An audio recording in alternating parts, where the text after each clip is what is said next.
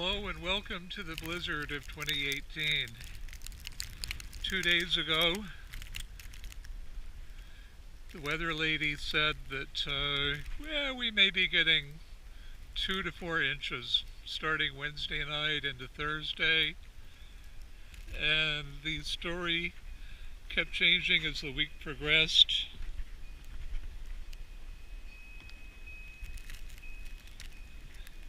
This is our car under here.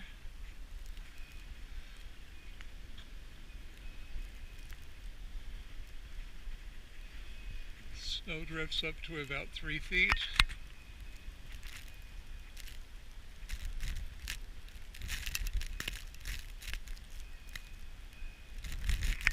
In spite of it all, Donna walked the dog in the morning.